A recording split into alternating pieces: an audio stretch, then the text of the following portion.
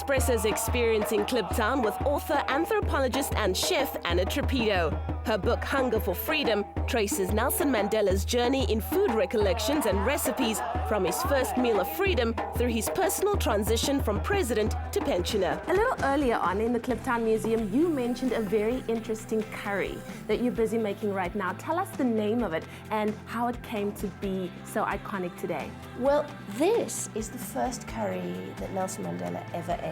This curry was first made in 1944 by a lady called Mrs. Manumani Naidu.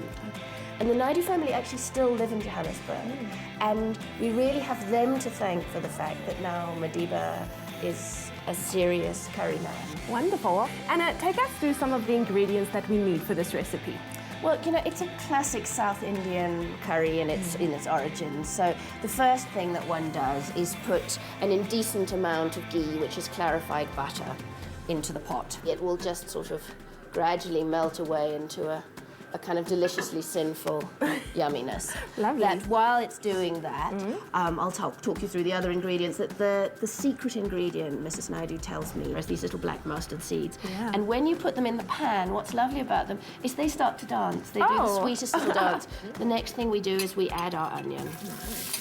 And there's just nothing so glorious as that noise, isn't there? Yeah, I love it. I love that. You know, and basically what you want to do is let the onions start to release their natural sweetness. Mrs. Naidu, she happened to have the young Nelson Mandela in her house because what had happened was she and her husband was a man called Naran Naidu, and Madiba, who was an ANC Youth League cadre at the time, he and Naran Naidu in 1944 had gone out delivering pamphlets together. And this was sort of the very early days of those sort of cross-racial alliances. Naran Naidu was part of the South African Indian Congress. And they got arrested, and they spent a day and a night in Langlaagte prison.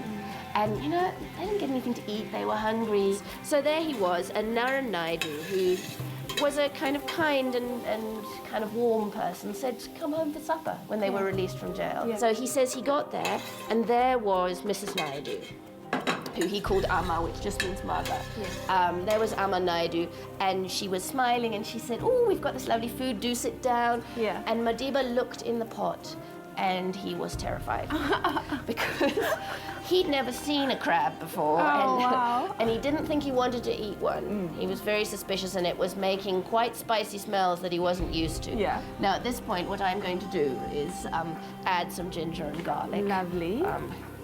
Oh, what an extraordinary story. So there he was thinking, okay, what do I do now? Because this nice lady's smiling at me, and her husband said stay for supper, and me, I'm terrified of what's in that pot. But you can't be rude. In a letter Madiba later wrote from Robben Island, he recalled Mrs. Naidu's warm smile, as well as how his insides protested against the mere sight of the river crabs, but he gracefully dared to chew a leg.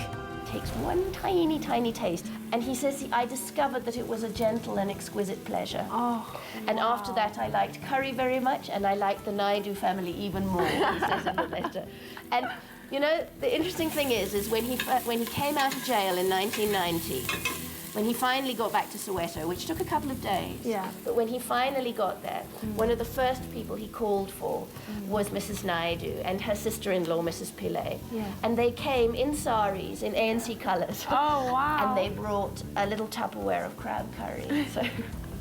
Wow, that is extraordinary. Mrs. Naidu used homemade masala for this recipe, a true sensation made from cumin, cardamom pods, coriander and fennel seeds, star anise, a cinnamon quill or two, and chili powder. Well, if it smells this good now, I can't wait to taste what it's going to taste like.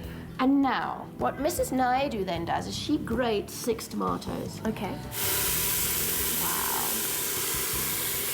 Oh, wow, that is phenomenal. Such an amazing smell it has. I know, it's so lovely. It's sort of the smell of kind of classic South Indian curries. If you don't like your food very hot and spicy, Anna's tip is to add some coconut milk to soften the flavors. And because we've got these dainty little lovers not fighters, you know, really they're not going to take very long. So we really want to put them in at the last moment. Put them in right at the last minute. Okay. You know, stir it through, cook for, you know, maybe 2-3 minutes. As long as it takes to shout for everybody in your family to come to the table.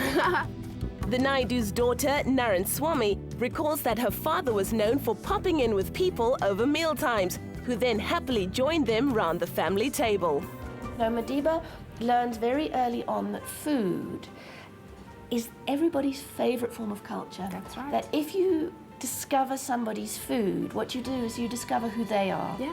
So it doesn't matter if it's Chinese Yeah. food or Yeah. Indian food or the food of Tembu land, you know, that in those core tastes is the taste of who those people are. You know what? I feel as though I'm about to sit down and eat this meal with Madiba himself because of the love that you've just put into what you've just made. Legend has it that Mrs. Naidu used to make piles of rotis with messages layered between them. The prison guards were instructed to return any leftovers because, she claimed, the family's dog's survival depended on it. That way, the prisoners sent back notes and she ran an efficient roti-based intelligence system. If you're looking for the roots of the Freedom Charter and the Congress of the People, they are born in kitchens like Mrs. Naidu's of friendships that allow for, you know, the great multiracial democracy that is South Africa to be born.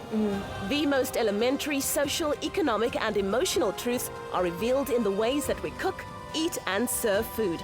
Thanks to Anna, we know that Madiba was eating while he changed the world. Today is the day to savor all the flavors that are unique to our Mzansi. SO and SABC3.